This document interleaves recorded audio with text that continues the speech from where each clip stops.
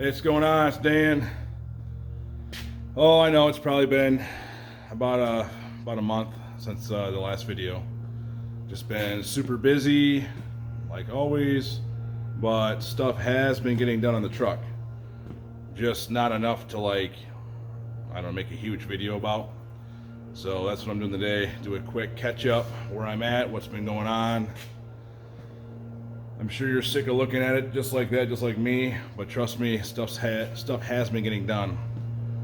We're up to the barn real quick, and in the last video or two I was telling you about, I had the stock seats reupholstered, upholstered. So I'll show you those in a second. They're up in the garage at my dad's house to stay clean and out of this mess down here. So let me get up there and show you the seats real quick.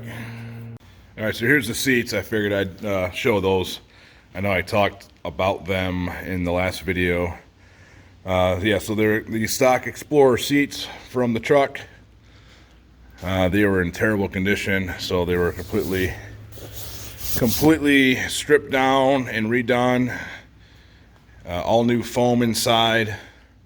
And she actually put a little bit stiffer foam than stock to kind of hold you better in the driver's seat, or you know, both seats in the front. I chose to do the two-tone tan in black. Gives it kind of like that, not really race look, but just kind of sets it off. It's almost like an Eddie Bauer in a way. But I really like how it turned out with the two-tone. You know, I wanted to keep it kind of tan stock, because the interior is really going to be pretty much stock looking, minus what the seats look like updated, and then my updated gauge cluster, and then the shifters and stuff. So that's the seats front and back. I'm not going to undo everything, but you get the idea.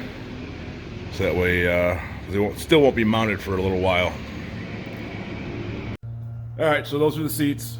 Like I said, they're stock seats, but they've been totally redone.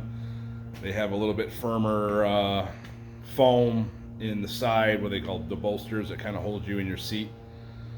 So I wanted to keep the stock color theme and look inside the truck. So that was the goal, and then I decided to do the black inserts, which I think look kind of cool. It's almost Eddie Bauerish looking slash racing, I guess. So what else has been going on? Let me flip around here.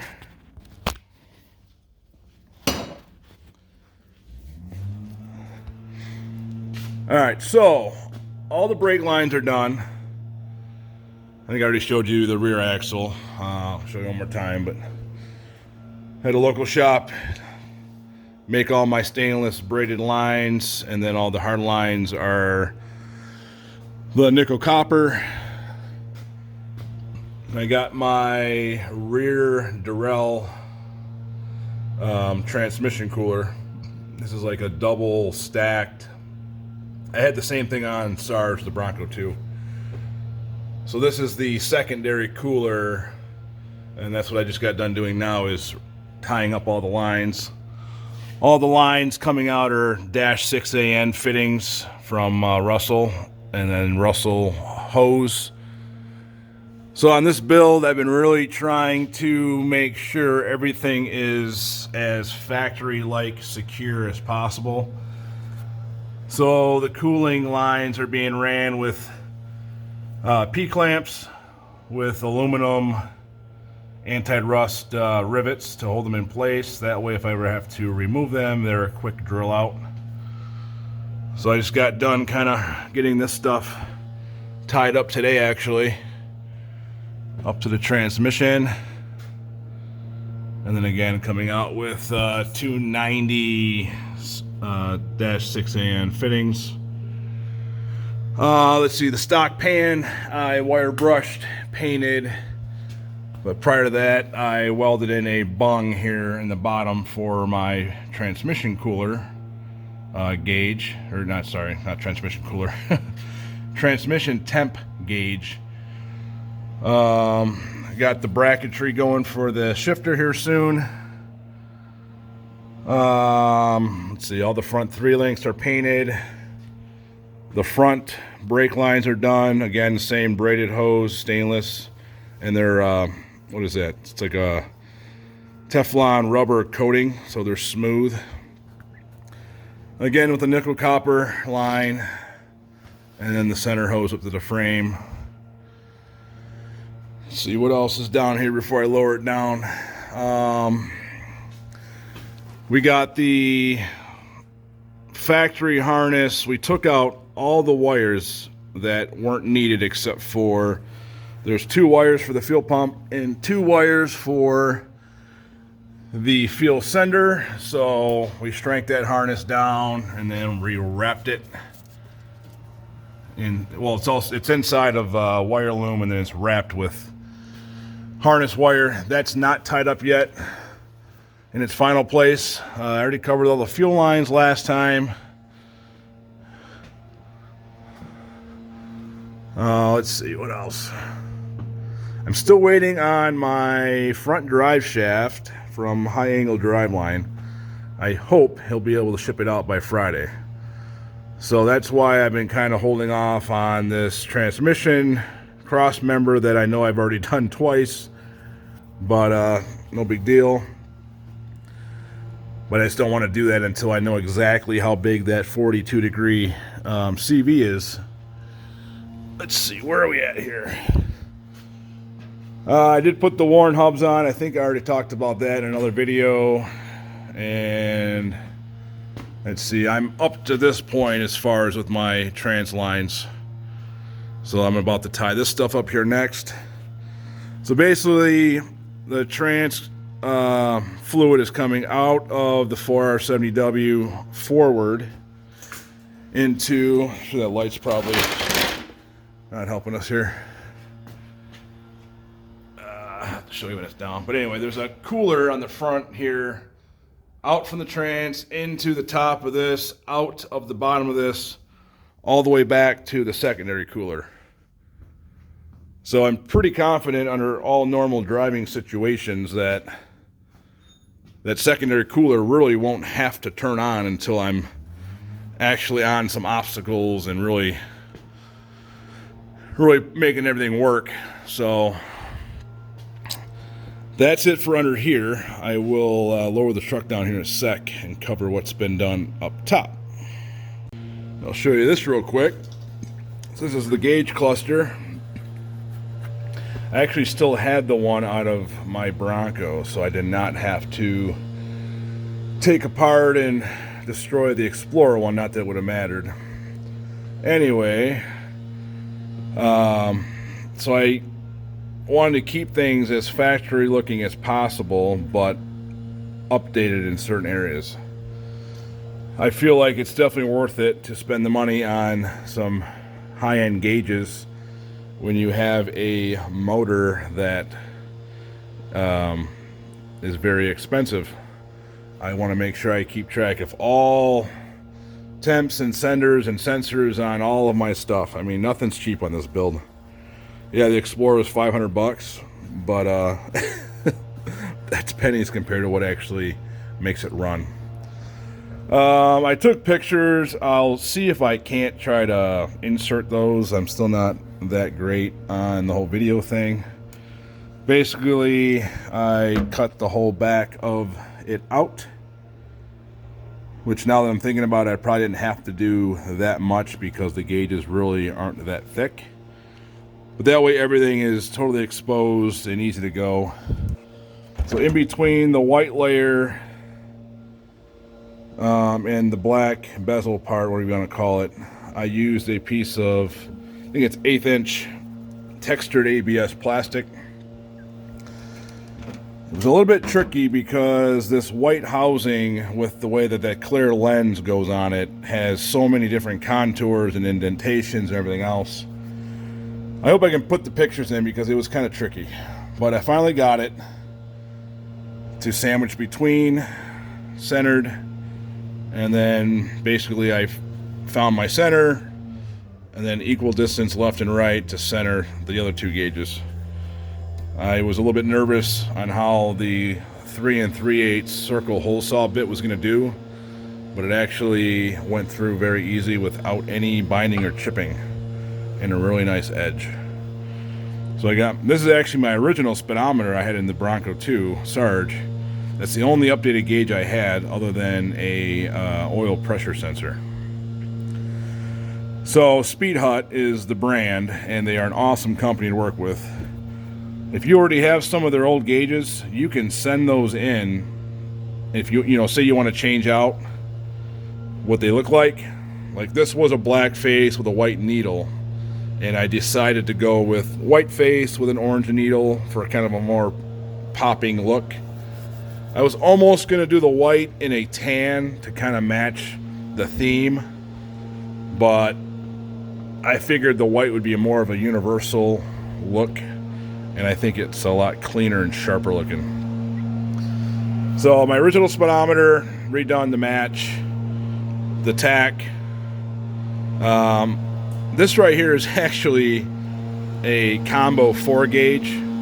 This will have my fuel level, water temp, voltage, and what's the other one? Fuel, water, voltage. Oh, oil pressure. So what happened was, somehow when I ordered the gauge, the water temp,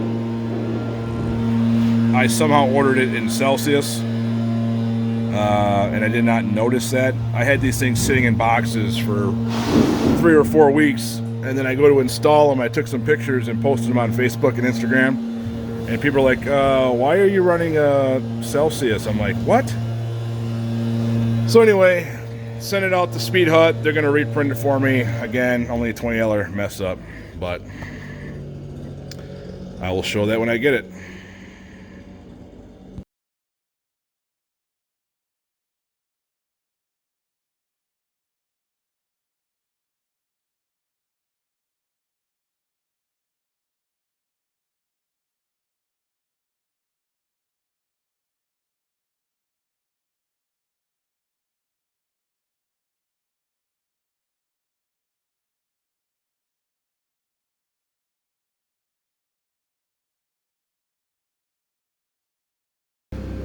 So now that I'm down lower here, so yeah, the primary cooler's up front.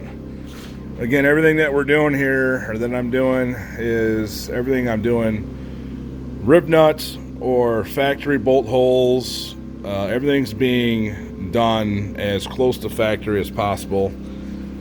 I'm spending more time on the truck, and it's taking longer because I don't want zip ties and things hanging, and I want everything done 110% on this truck. So that's done. Well, I'm about to connect it. I just got to finish tying up my line here. Let's see, let me get my stool here. So I know I've mentioned a few people.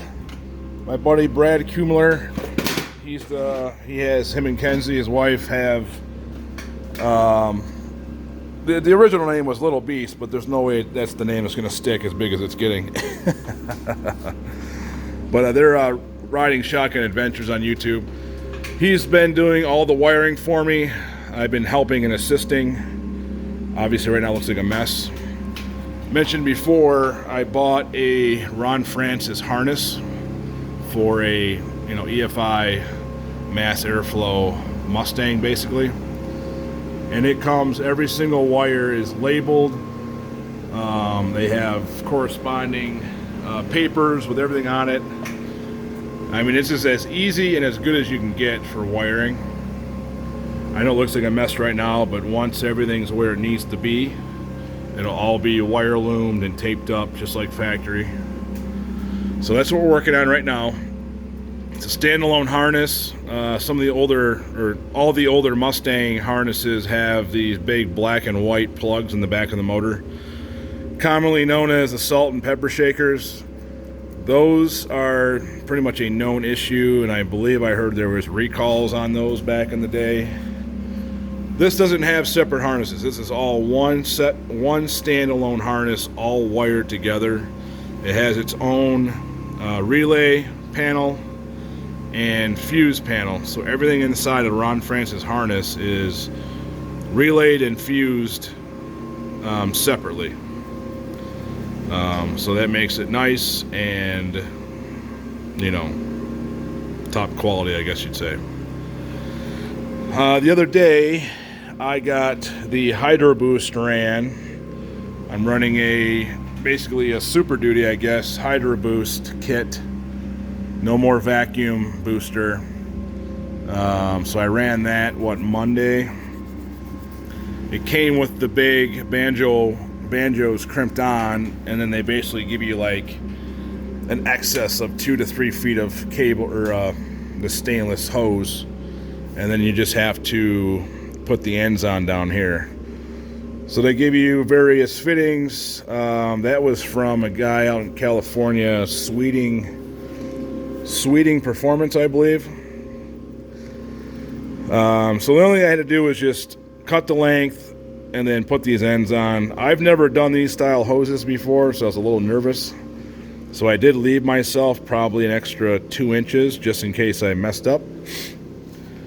But everything went together fine the first time, so it is what it is. A little bit of slack ain't gonna hurt nothing. So basically, you come out of the power steering pump, which this is a Saginaw pump that I upgraded to, out of this to the Hydroboost, out of the Hydroboost, into the steering gear, out of the steering gear to a cooler, out of the cooler, and then there's a T basically out of the cooler back into the pump, and there's like an overflow hose that goes back to the Hydroboost unit. So I'm pretty excited about this braking system. The Bronco's brake system wasn't terrible, but I can't say I 100% trusted it in some very hairy situations. So the Hydroboost is set up. This should just give me amazing braking power. I mean, if it's for a Super Duty diesel truck pulling 15, 20,000 pounds, it's gonna stop this thing like nothing. Ran all my brake lines. I have a proportioning valve for the rear brakes, so that way I can adjust it to make sure that I have the braking power bias front to rear how it should be. Obviously right now I don't know what it's going to be, but that's all the way loose, so I will set it up once I drive the truck. Something else, I did take quite a few pictures. I'm running, basically I bought it from James Duff years ago, their V8 Swap Radiator, which actually it's from AFCO. There's a label up here. Basically what I did, it's hard to see now, but in each corner of the unit there's a very large 90-degree tab that's about a 1/4 inch space from the grill of the radiator. I took some 3/4 inch by 3/4 inch, or no, that's 1 inch by 1 inch aluminum tube, square tube, and basically made a outside box and riveted that to those standoffs. And then I got a sheet of 1/8 inch aluminum, cut out the circle for the fan. The fan is countersunk like a 1/16 of an inch into that. And then there's, so everything on the radiator is stainless steel riveted for strength and rust prevention. And then where the fan bolts on, I actually put rib nuts, and these are stainless bolts holding the fan on. And don't quote me on it, I don't have the box in front of me, but I think it's a 3600 CFM super heavy duty fan pulling through this basically airtight shroud. I never ran a shroud on the Bronco 2 Sarge. All I had was a mechanical fan spinning. I think the only thing that kind of helped me is I am running a cool flower or flow cooler water pump, which is supposed to be like 30% more efficient or cooler than a stock water pump. So adding this should really, I mean, I don't know, it should run warm all the time, or, you know, barely warm all the time, I guess. So that's the updates for right now. Brad is thinking by Sunday we should be able to fire this up. So I know it looks like a mess right now, but it'll all come together. Alright, so that's the update for right now. I know a lot of talking, right?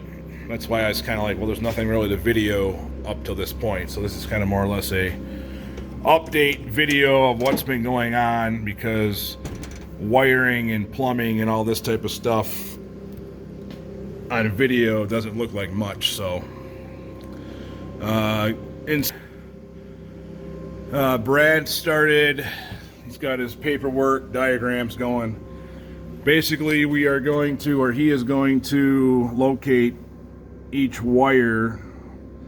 Well, basically, well, hold on. So the speed hug gauges, majority of them have their own sensors that are in the motor. And the trans pan, which I already showed you. So, speed hut, oil temp. So the gauges have their own sensors, and all the wires are being ran through a grommet under the dash. But whatever wires we need, I guess, well, as far as turn signals and brights and stuff like that, we will pull out the factory harness. And then I actually bought these WeatherTech connectors, male female ends, that are watertight, and that way everything on this truck, like I said, it's going to be factory OEM style. Everything can be disconnected with a connector. Nothing's going to be hardwired, butt connected, wires twisted together. Everything's going to have a connector. So that's going to get tied up soon. As soon as I get that gauge, the gauge hopefully should be here by early next week. And then this will go back in the dash. And once that's done, the dash will be back together. I do have a special radio I'm going to put in this thing. I'll cover that later. It's kind of a surprise secret of what that's going to be doing for me. So yeah, I guess I'll leave off with that for now. That's my update. I'm sure this is going to be a longer video than it should be, but that's the update. Stay tuned. In the meantime, I'm going to finish up the wiring. Like I said, hopefully we can get this thing started without any issues, or find out there's no leaks or anything like that. Wrap everything up, and then I'm going to get my limit straps going, put the rear shocks on. Oh yeah, I did get my damaged shock back last week too. I made a mistake and actually cut the reservoir hose one time when I was lifting the body up and down. I forgot the damn reservoir was inside, and the body kind of started cutting it. So we'll put the rear shocks on, get the limit straps measured for that, and go from there. I did find a clean parts truck not far from me, well, 2.5 hours. So I went up there Sunday morning and snatched. The passenger and both rear doors are in excellent shape. The driver door, just the very bottom, has a little bit of surface rust that can be repaired. Got an extra stone guard for underneath the grill, and then I already have an extra hatch, but I got 2 extra hatches. All right, that's enough. I'm sure the video is just crazy long, so like, subscribe, comment, and I will get another one out here hopefully sooner than later. All right, see ya.